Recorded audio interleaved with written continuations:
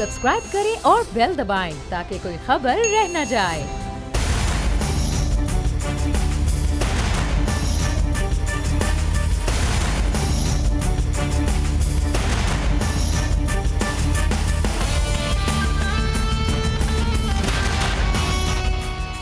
अस्सलामुअलैकुम। The special report with Mudassar Iqbal के साथ हाजिर खिदमत है। नाजरीन, इस वक्त पाकिस्तान पीपल्स पार्टी की क़यादत के लिए मुश्किल वक्त है कि पाकिस्तान पीपल्स पार्टी की क़यादत को नैब ने तलब किया कल, और कल जब वो पहुँचे हैं तो ख़ास एक जुलूस की शक्ल में वो पहुँचे हैं। इस्तकबाल किया गया, नारेबाजी की गई, और जो वहाँ पुलिस ने खारदार तारे लगाई, रुकावटें खड़ी की कि आगे ना जाया जाए, उसको फलांगने की भी कोशिश हुई। पुलिस के साथ झड़पें भी हुई, और इस झड़पों के अंदर मुस्तफ़ा नवाज़ खोखर साहब जो सेनेटर हैं और पाकिस्तान पीपल्स पार्टी के रहनुमा हैं इस्लामाबाद से, उनके ख़िलाफ़ भी मुकदमा हुआ, और साथ ही साथ जो है वो राजा शकील साहब के हवाले से उनके ख़िलाफ़ भी मुकदमा हुआ। 50 लोग जो हैं उनको गिरफ़्तार भी किया गया, कुछ अफराद गिरफ़्तार हुए, कुछ फ़रार हुए।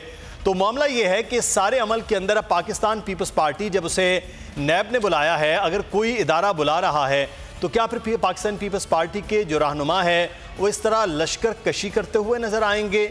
आइन और कानून की सबसे ज़्यादा बात की जाती है पाकिस्तान पीपल्स पार्टी की जानिब से। हमेशा अदालतों के एहतराम की बात की जाती है और अमली मुजाहरा भी नज़र आता है, वो माजी में भी और अब भी। लेकिन सिंध के अंदर जब बैंकिंग कोर्ट में पेश हो रहे हैं या किसी और अदालत में, तो अदालत में पेश भी होते हैं, अदालतों का एहतराम भी होता है, अदालतों के बाहर भी खड़े होते हैं, और इस तरह का पुलिस के साथ मुठभेड़ नज़र नहीं आती। लेकिन क्या वजह है कि इस्लामाबाद पहुंचते ही तमाम जियालों को वहां पहुंचने की बात की गई है?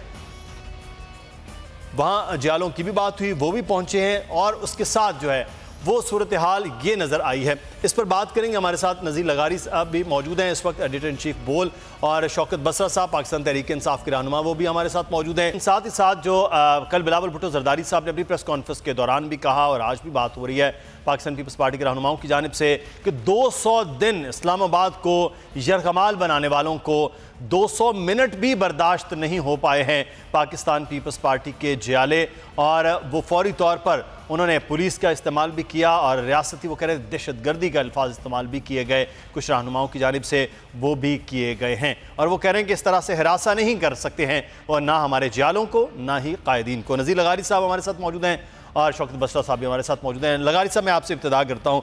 ये इब्तिदा जो जेलों में जाना, अदालतों में पेश होना, नैब के रूबरू हाजिर होना, ये सियासी जमातों का पहले भी मामलात रहे, अब भी रहे हैं।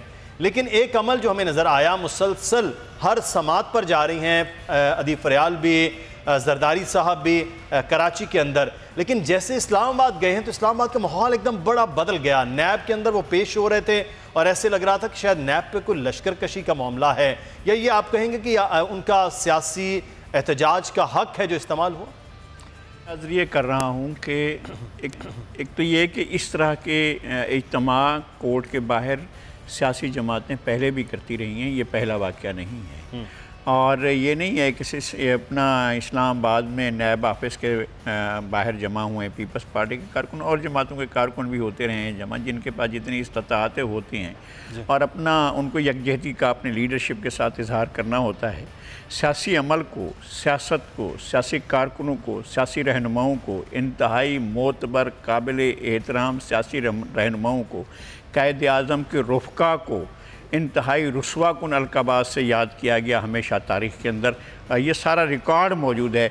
जो कायद आज़म के करीबी साथी थे, मैं तो कहता हूँ कि हम कल दिन मनाएंगे जिस शख्स ने करारदाद पाकिस्तान पेश की थी, करारदाद लाहौर, हमने तो उसको भी नहीं बख्शा था। वो कायद आज़म से उम्र में 3 साल बड़े थे, मौलवी ए.के. फजलुल्लाह। हमने उसको गद्दार कहा, हमने उसको चोर कहा, हमने उसको ख़ाइन कहा, हमने उसको करप्ट कहा, हमने उस पर मुकदमात कायम किए, और आखिर वक्त तक हम कोई साबित ना कर सकें। ये सियासी लोग तो इस तरह की सूरत हाल का सामना करते रहे हैं, लेकिन क्या सियासी लोगों ने पाकिस्तान को इस हालत तक पहुँचाया है, या कोई और भी ज़िम्मेदार है? اگر کوئی اور ذمہ دار ہے تو احتساب ہر سب کا ہونا چاہیے اور اپنے ضمیر میں سب کو جھانکنا چاہیے. ہمارے سیاسی کارکن اور سیاسی لیڈر تو ہوتے ہیں کہ ایک دوسرے پر چڑھ دوڑتے ہیں اور ایک دوسرے پر الزام تراشی بھی کرتے ہیں, میڈیا کو بھی استعمال کرتے ہیں, میڈیا بھی استعمال ہوتا ہے, لیکن بہت سے متبرک مقدس جگہیں ایسی ہیں جہاں ان کی نظریں نہیں جاتی, جہاں وہ بات ہی نہیں کر سکتے, پھر وہاں پر آئیں بائیں شائیں ہوتی ہے, وہاں پر بغلیں جھانکنا ہوتی ہے, اصل بات کوئی بھی نہیں کر سکتا. صحیح. اچھا, میں بریک سے پہلے کوئکلی ایک بات کریں کہ بریک پہ بھی جانا ہے. شوکت بسرا صاحب کہہ رہے ہیں کہ 200 دن تک یہ کمال بنائے رکھا پاکستان تحریک انصاف نے, 20 منٹ کے لیے برداشت نہیں ہو پائے. تو آج ابھی کچھ سوال بھی پہلے بھی کیا گیا شہریار آفریدی صاحب سے, تو برداشت کیوں نہیں ہے پاکستان تحریک انصاف میں؟ اگر کوئی ورکرز آئیں اپنے قائد کے ساتھ تو ان کو آنے دیا جائے. بالکل اس میں قطعی دو رائے نہیں ہے. بالکل یہ کارکنان کا اپنے لیڈر سے محبت کا اظہار, اس سے یکجہتی کا اظہار ہونا چاہیے. کون اس کو روک رہا ہے؟ یہ جلسے جلوس ہوتے ہیں, یہ دھرنے ہوتے ہیں, یہ آپ کا لانگ مارچ ہوتا ہے, یہ جمہوریت کا حسن ہے. یہی تو آمریت اور جمہوریت میں فرق ہے. لیکن بات پھر وہاں پہ آ جاتی ہے, کل کی اگر آپ فوٹیج نکال لیں تو نیب کی دیوار پر چڑھنا اور وہ جھنڈے لہرانا, کیا یہ بھی اسی میں احتجاج میں آتا ہے؟ کیا اس پر دھاوا بول دینا نیب کی بلڈنگ پہ یہ بھی جمہوریت کے زمرے میں آتا ہے؟ کیا پولیس والوں کو مارنا پیٹنا؟ بات یہ ہے کہ جو لوگوں نے غیر قانونی عمل کیا ہے ان کے خلاف کارروائی ہونی چاہیے. جو معصوم لوگ ہیں ان کو فوری رہا کر دیا گیا ہے. اور ایون میں تو یہ کہتا ہوں کہ اگر پولیس والوں کی طرف سے کوئی زیادتی ہوئی ہے, مس ہینڈل کیا گیا, تو پولیس والوں کے خلاف کارروائی ہونی چاہیے. اچھا, آپ نے جو سوال کیا کہ 200 دن کا دھرنا, وہاں جب لوگوں نے قانون کو توڑا تھا, جب انہوں نے خلاف ورزی کی تھی, تو کیا ان کے خلاف کارروائی نہیں ہوئی تھی؟ کیا ان کے خلاف مقدمہ درج نہیں ہوئے تھے؟ کیا وہ جیلوں میں نہیں گئے تھے؟ بات یہ ہے کہ کوئی بھی وقت ہو, کوئی بھی دور ہو, خواہ وہ عمران خان صاحب نے کیا ہو, ان کے کارکنان نے کیا ہو, یا کسی اور جماعت نے کیا ہو, تو اس وقت بھی جو مقدمات درج ہوئے ہیں ان مقدمات کے عمران خان صاحب پر بھی ہوا, بہت سارے لوگ ہیں. مجھے بریک کے لیے کہا جا رہا ہے, بریک کے بعد واپس آتے ہیں. بسرا صاحب بات بھی مکمل کیجئے, کچھ اور اہم باتیں ہیں وہ بھی ہوں گی. مہمان ہمارے ساتھ ہیں, آپ بھی ہمارے ساتھ رہیے. ناظرین, بریک لیتے ہیں.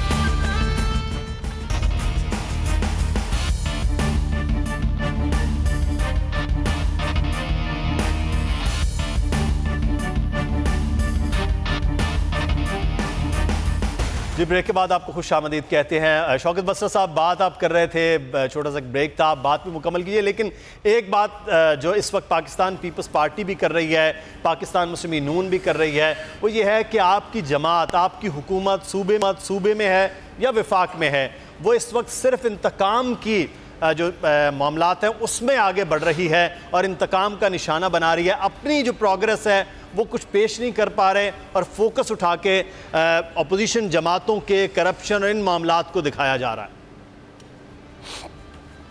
مدثر, پہلی بات تو یہ ہے کہ یہ جو نیب کے قوانین ہیں یہ بنائے تھے پرویز مشرف نے.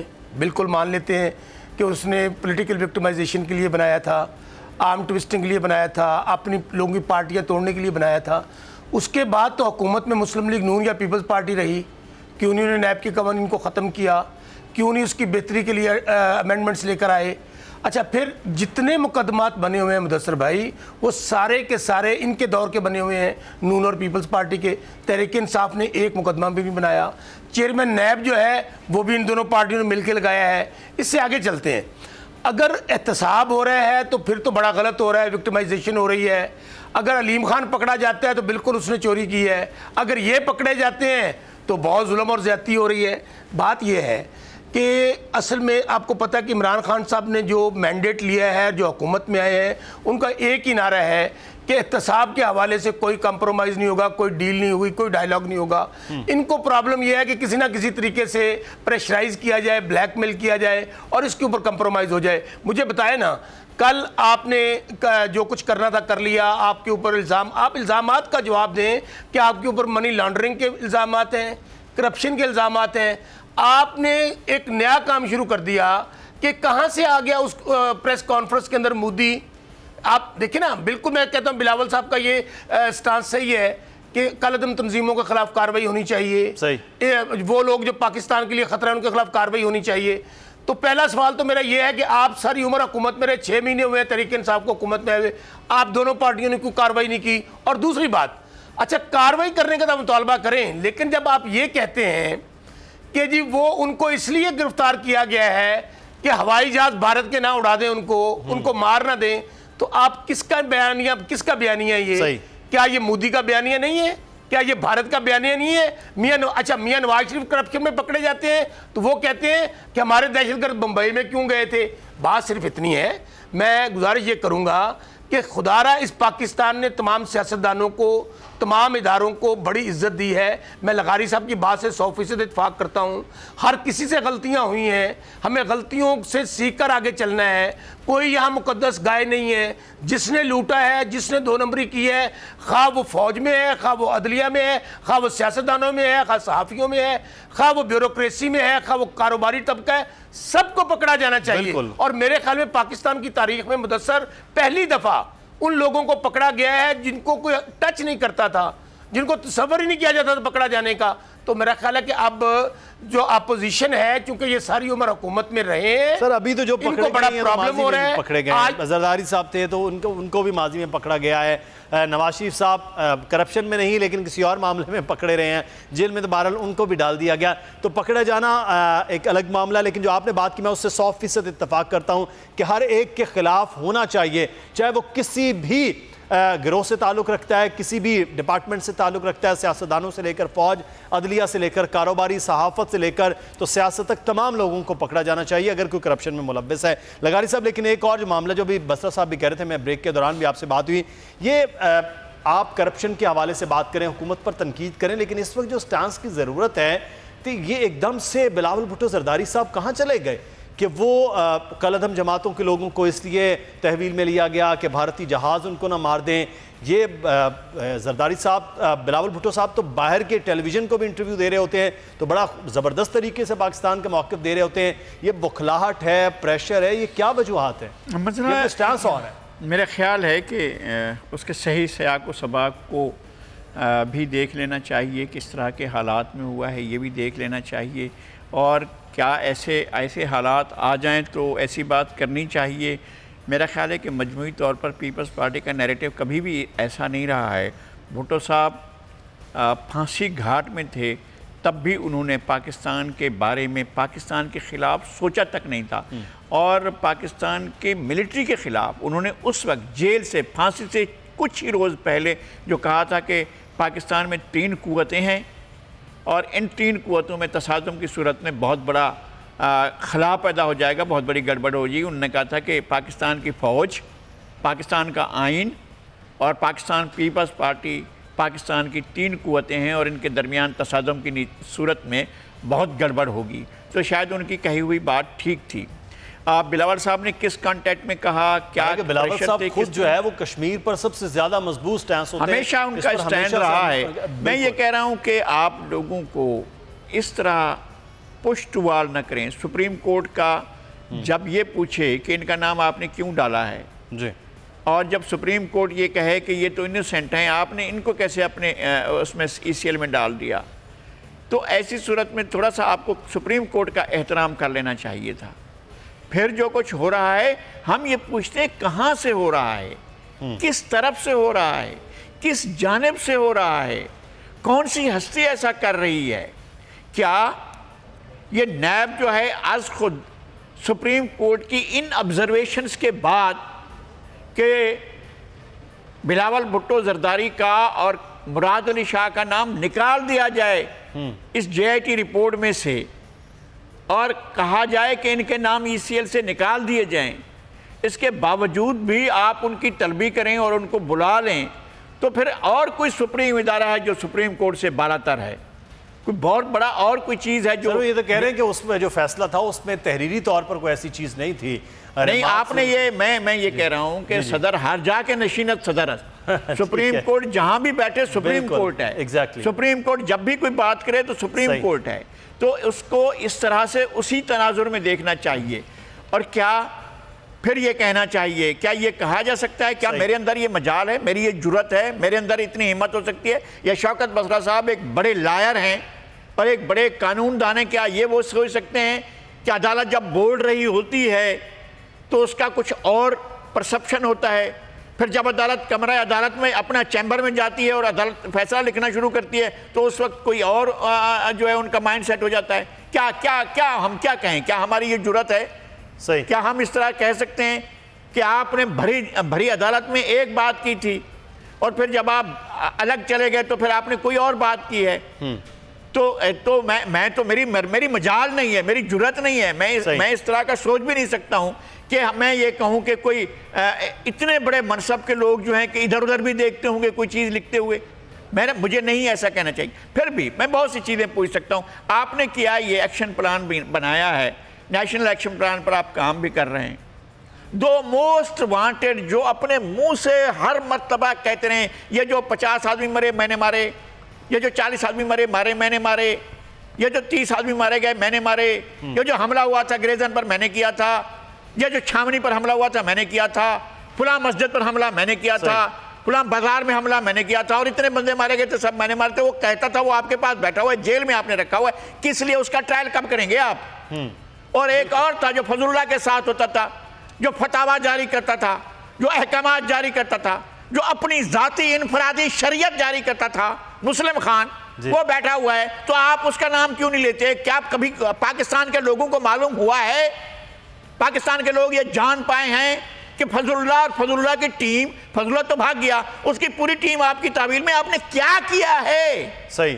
تو سوال جو بڑے اہم ہے کہ یہ وہ لوگ جنہوں نے پاکستانیوں کو، پاکستان کی فوج کو، پاکستان کے اداروں کو کسی نہ کسی طریقے سے نقصان اور تباہ کرنے کی کوشش کی ہے دہشت گردوں کی صورت میں بن کر، ان کے خلاف کیا کارروائیاں ہوئی ہیں. میں آخر میں بسرا صاحب آپ سے پولیٹیکل حوالے سے، یہ بڑا ایک اہم معاملہ ہے، زرداری صاحب کی اور مولانا فضل الرحمان صاحب کی ملاقات ہوئی ہے آج، اور اس سے پہلے MMA کا بھی اجلاس میں، اس میں بھی وہ ملین مارچ کی تیاری جو جماعت اسلامی فیصلہ کرے گی کہ کب کرنا ہے احتجاج، وہ تو پھر آپ کی حکومت اب احتجاجوں کے لیے تیار ہے اسلام آباد کی صورت میں؟ بالکل ان کا حق ہے، بالکل ان کا حق ہے کہ وہ احتجاج کریں، وہ کولیشن بنائیں، وہ نئے نئے اتحاد بنتے رہتے ہیں. یہ تو کل کے دشمن آج کے دوست کو سیاست میں یہ ہر چیز ممکن ہوتی ہے. تو ڈیفینیٹلی وہ آپ اگر احتجاج کریں گے ان کو پورا اس میں ہم فیسیلیٹیٹ بھی کریں گے.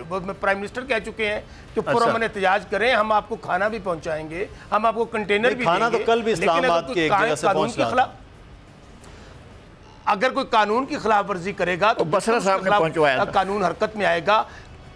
ایک بات میں اور کروں مدثر بھائی، لغاری صاحب کا میرے بڑے ہیں اور ماشاءاللہ بالکل ان کو چیلنج نہیں کرتا. میں پھر کہتا ہوں، بلاول صاحب کا اور پیپلز پارٹی کا ہمیشہ سٹانس جو رہا ہے، وہ کشمیر کے حوالے سے ہو، وہ بھارت کے حوالے سے ہو، وہ بہت زبردست رہا ہے. بلاول صاحب ایک پڑھے لکھے نوجوان ہیں، ینگ ہیں. میں کم از کم ان کی پریس کانفرنس جو ہوئی وہاں پر سندھ اسمبلی میں اور کل کا بیان، میں تو بہت مایوس ہوا ہوں. اس لیے کہ آپ نے جو ابھی کہا، میں سمجھتا ہوں کہ وہ بہت پریشر میں ہیں، وہ ڈیسپریٹ ہیں کہ یہ جو احتساب کا عمل شروع ہوا ہے، جو منی لانڈرنگ کا معاملہ ہوا ہے، ان کو کسی صورت میں ایسا نیریٹو نہیں دینا چاہیے جو پاکستان کے خلاف ہو، جو پاکستان کو نقصان پہنچائے. آج بلاول صاحب کے بیانات انڈیا کے میڈیا پہ چلائے جا رہے ہیں. وہ کہہ رہے ہیں دیکھیں یہی اور مودی کوٹ کیا جا رہا ہے. مودی کہتا ہے دیکھیں جو باتیں میں کر رہا ہوں وہی نواز شریف کرتا ہے. نواز شریف تو پہلے بھی کرتا تھا، اس کی ذاتی دوستیاں تھیں، ذاتی مراسم تھے. کارگل کی جنگ لے لیں، بمبئی اٹیکس، دو سیاسی جماعتوں کے جو قائدین ہیں وہ دونوں وہ والی بات کریں. وہ یہ ان کا میڈیا بھرپور دکھا رہا ہے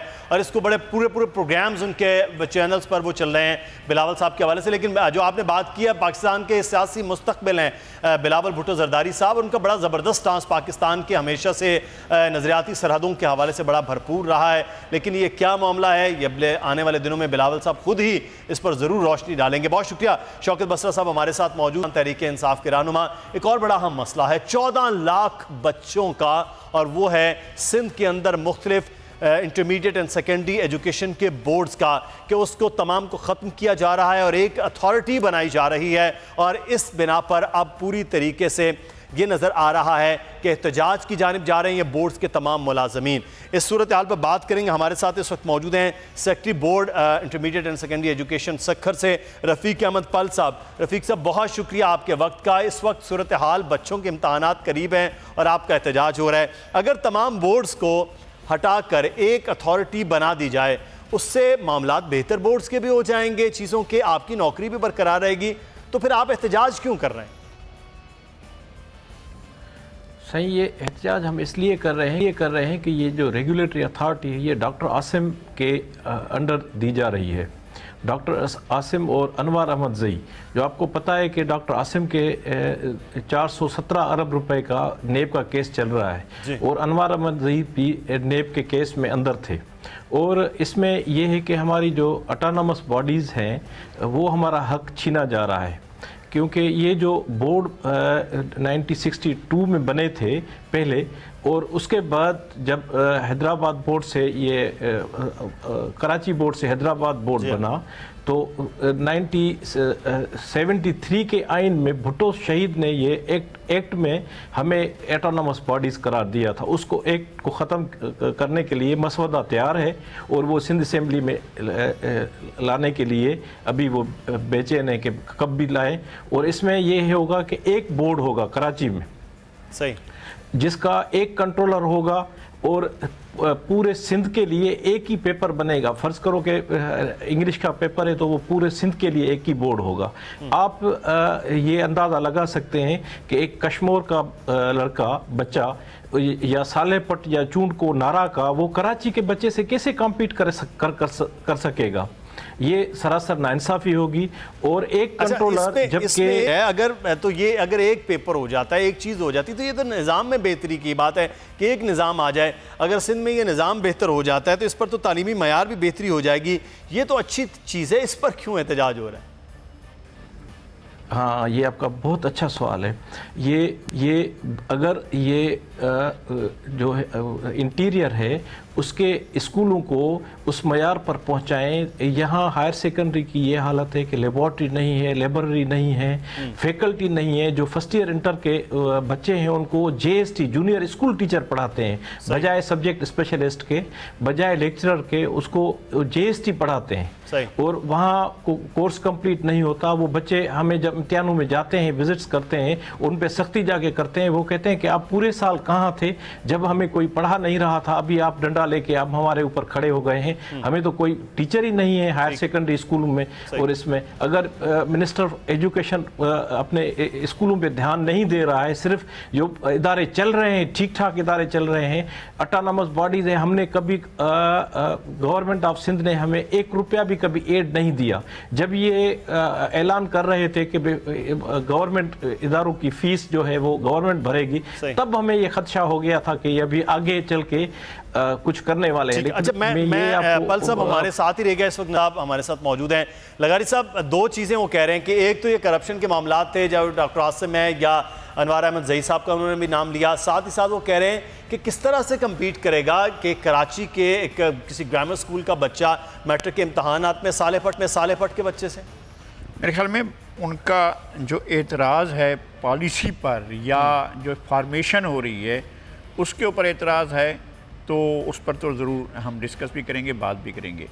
اور جہاں تک نیب کے الزامات کا تعلق ہے، نیب کی طرف سے گرفتاریوں کا تعلق ہے، اس پر نہ میں دفاع کروں گا نیب کا، نہ میں بورڈ کے لوگوں کا ساتھ دوں گا، نہ اس پر بات کروں گا، اس لیے کہ نیب نے ایسے بہت سے لوگوں کو بہت بڑے بڑے الزامات میں پکڑا ہوا ہے۔ میں ان پر بات نہیں کرتا، اس لیے کہ نیب جانے اور نیب کے لوگ جانے، کیونکہ نیب کے اوپر تو مجھے بھی اعتراضات ہیں۔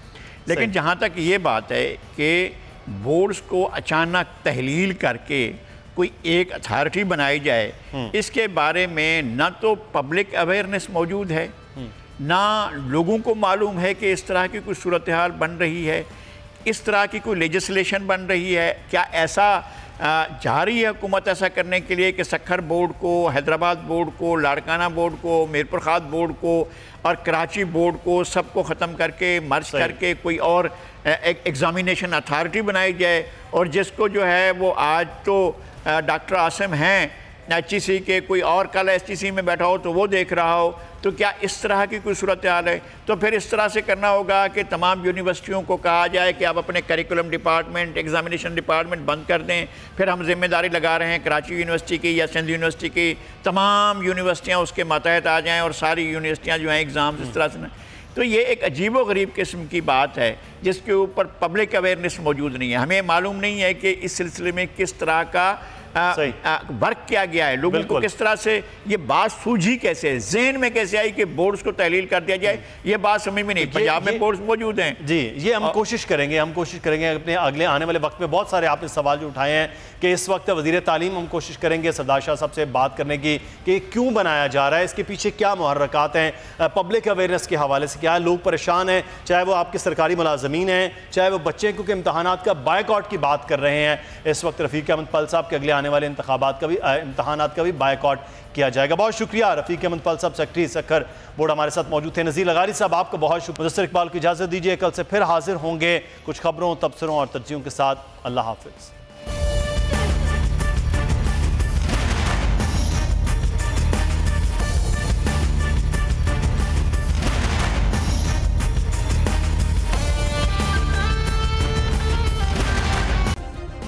سبسکرائب کریں اور بیل دبائیں تاکہ کوئی خبر رہ نہ جائے.